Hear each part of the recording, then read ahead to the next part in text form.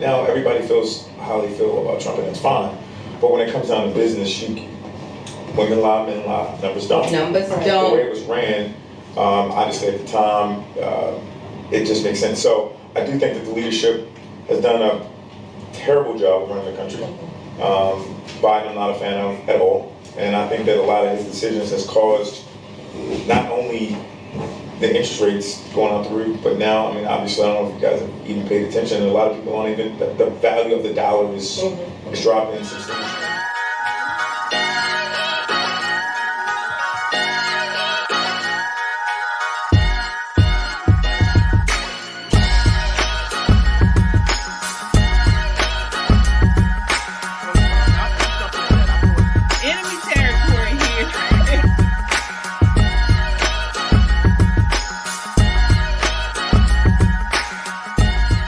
So we're going to start off with what we were talking about, housing prices now versus under Trump. Under Trump.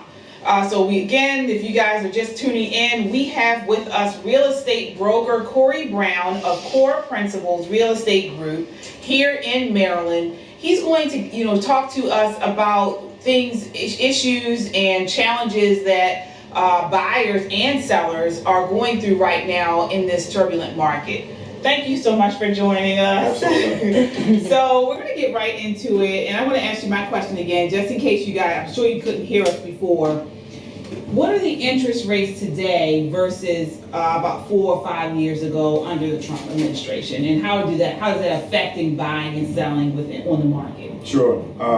So last I checked, and I check once a week. I actually checked yesterday. Interest rates right now between 7.8, 7.9, 8%, which is really, really high. Again, last I checked, I think that this is the highest it's been since the 80s, since the actual recession. 4 years ago, we were around 3.9, 4%, which, as I said before, the biggest problem is it takes the housing price, your mortgage, at an astronomical point. I'll give you an example just to make it make sense. So if you buy a $250,000 house at a 3.9, 3%, your monthly mortgage could be around $1,200. Well, give or take a little less, right? With taxes, insurance, $1,200. Right now, you could easily be at like $2,200, between $2,000 and $2,200. So if you look at it from an economical standpoint, if your neighbor bought their house, say 4 years ago, and obviously he was talking to a friend in that area, and they, my mortgage is $1,300. Like, oh, well, I rent and it's $1,600, so I'll buy a house, and I'll have a less, monthly payment, and I'll own the home. This is a fantastic idea. You decide to do it 4 years later, which is now, 2023, you have a now mortgage you're looking at when you get the HUD one back at $2,000, $2,200. It's like, wow.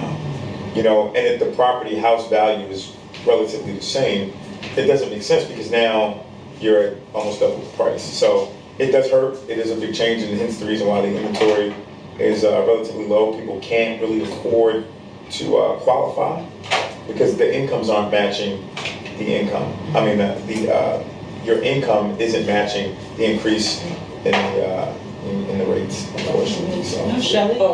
So thanks again, Corey, for hanging out with us. So I asked you about the political/economic economy, or does it matter when whoever is in office? Does that affect the political and economic ability for consumers to purchase house, things like that? How you were telling us about that a little bit? It does. I mean, as I said before, leadership always plays a major part in the way the market, the ebbs and flows, right? All of the changes come from leadership, and that's even in business, right? Good or bad.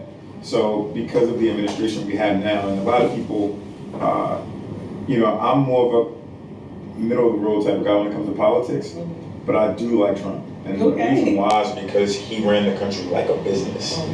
And obviously a lot of the things that's going on now didn't happen. Now everybody feels how they feel about Trump, and that's fine.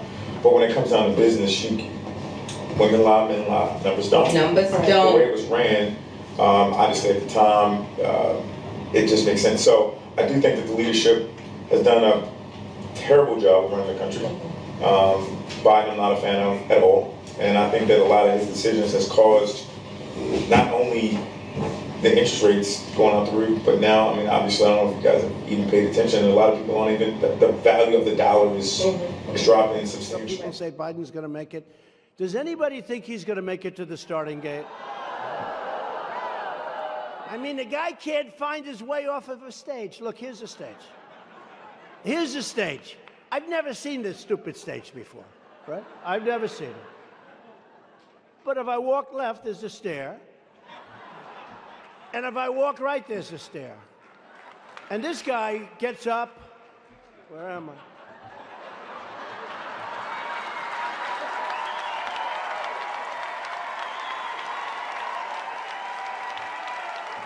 Where the hell am I? Where am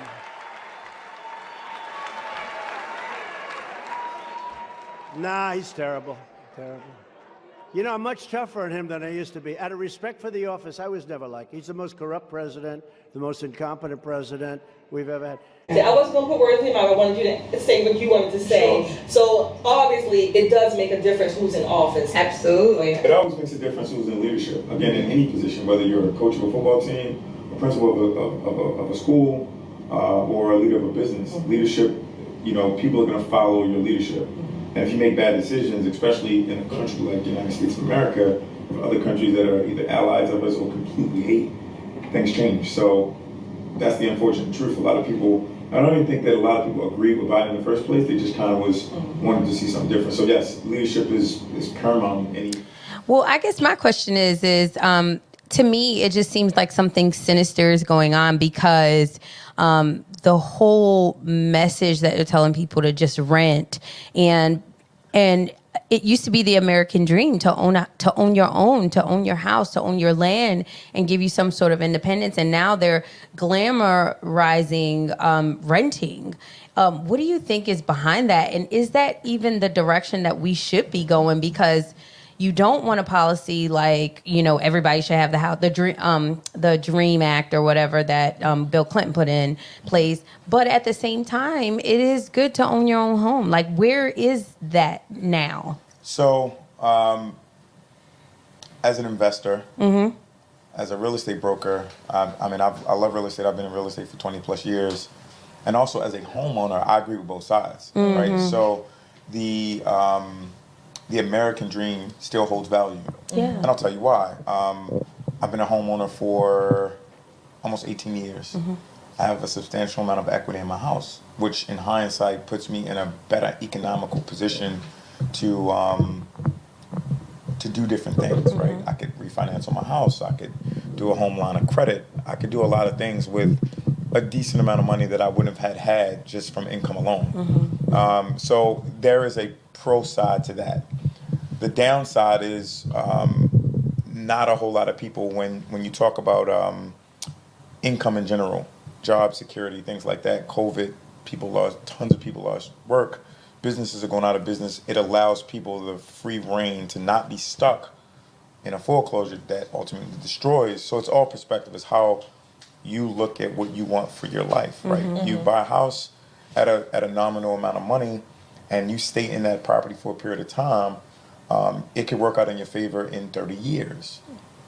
Or it could not work out in your favor in 30 years, depending on the house values, right? Some of the houses that, if the market goes to tank, you know, we have this recession that everybody's talking about. Now you're in a position where the house value that you bought the property for is substantially lower. So now you don't make any equity off of that property. So it's more a perspective thing. I think that a lot of the narrative now is also trying to get people to not only agree with what the narrative was back in the day. I think that's a bigger part as well, is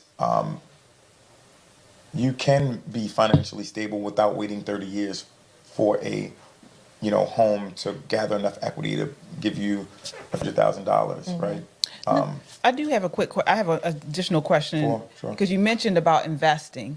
So here in Baltimore, Maryland, we do have a huge investment or redevelopment about to take place. So this is the Harbor Place here. The long-awaited plans for a reimagined Harbor Place intended to rejuvenate Baltimore's downtown and waterfront include 4 new buildings and nearly 1,000 new residential units, a layout that will add retail space, restaurants, a park, an amphitheater to one of the city's most well-known destinations, according to details released Monday. This is a moment in history. Monday's City Council meeting introduced 3 vital companion bills to make the revitalization of the Inner Harbor possible. Councilmember Eric Costello says the bills will help permit the newly announced plans for Harbor Place. It's an incredibly exciting plan. There's going to be a little bit of an increase in density, but on the other end, we're going to see an increase in the park acreage, so nearly 5 new acres of park and open space. MCB Real Estate is spearheading the transformation. They envision a mixed-use waterfront set to change the city's skyline. It includes 4 new buildings. One is called The Sale, housing a marketplace, restaurants, a venue, and commercial space. Also, a conjoined residential tower with 900 units dining and community space and a 2,000-seat amphitheater surrounded by a large park. All this orchestrated by a local developer. We've been tasked with reimagining Harbor Place. And don't worry, we know it won't be easy, especially given the high expectations and attention that this project will garner. All right, so that's a huge deal here, and I'm a native Baltimorean. I was here when Harbor Place, I think it was built in like 1980. It was built, but they haven't really done anything down there. The shopping center is vacant, really. The COVID has hit that area very hard. A lot of businesses have moved out. So what are your thoughts on the redevelopment of that area and this type of thing that goes on in multiple cities, redevelopment? Sure. Do you think it's a good thing or a bad thing for the city? It's necessary. So every city, and I travel a lot for business, every city, the downtown area is the pinnacle of how that city makes money. Hence the reason why Baltimore City in general is losing a ton of money, because people don't want to go downtown. There's no attractions. When you start talking about New York, LA, Houston, Atlanta, the downtown is the epicenter of that city. Nobody's considering to come to Baltimore, not even the people that live here. Right? That's the truth. So there's no money being generated in the city, which ultimately means taxes go up. A lot of things like that are just, it has to be paid for, right? So that's an amazing thing. It's necessary. It has to be done, because that's the only way the city survives off of tourist attractions. And we don't have, nobody wants to come. I mean, there's nothing to look at other than potentially Harbor East, but that's not an attraction. It's just, a couple of nice restaurants. And gangs.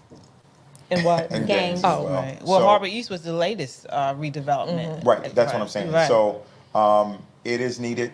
It is needed. It will bring, and then what it'll do is it'll bring more, I won't say rich, but more affluent people to the downtown area with the redevelopment of homes and things like that. I mean, when a place like Sullivan goes out of business, Sullivan's, No. or at least, I won't say go out of business, but they ultimately move, is permanently because they don't have enough affluent people in that area to dine at those places. So it's needed. I look forward to it. I think it'll be really dope in the next upcoming years. I'm looking forward to it. I've been here long enough, and downtown looks a mess. It does. Yeah, and I'm all for the gentrification, because people say, oh, well, you're pushing all the poor people out of their areas, and you're pushing all, because they're not living where they are. I mean, like the places, the way that a lot of them are living is really just not the way that you want to see your grandmother live or your family live. And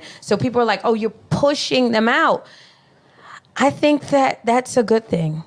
So we were having this discussion earlier this week, and I'm not anti-development. I'm a native Baltimorean. I remember when Harbor Place was built, when it first opened. I remember memories. We literally would walk downtown from the city. So I'm all for the development. And to Crystal's point, one of the things that I always go to the political, follow the money.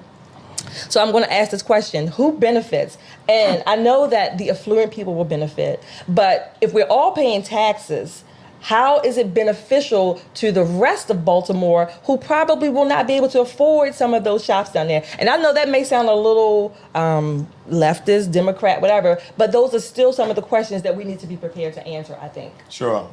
People find a way to afford the things that they want, right? So any city, there are people that technically can afford to shop at the restaurant, the shops and restaurants, but they find a way to do it.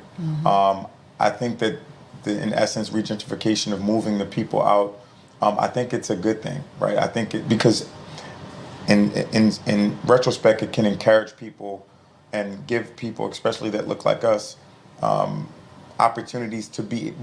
Trust me, we'll find a way to be in those places. There are more people that live in high rises in that downtown market than you probably would believe. So I think it's a great thing. And just for the city in general, it's a way to give our city some opportunity for people to come. We don't have any major events that go on here. Opportunities come out of that. Like when you talk about DC and when you talk, I lived in Atlanta for a period of time from New York. It's so much different opportunity in other places that we don't have. So I think it's a great idea. And for those, unfortunately, that can't afford it, it's just not for them. The opportunities are here for everybody.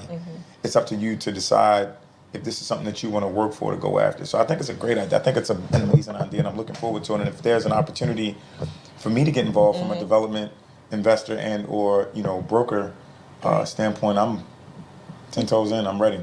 Nobody thought that anybody could afford a $4,000 apartment in New York. Oh, but those apartments are full. To his point, who gonna get it, gonna get it. All right.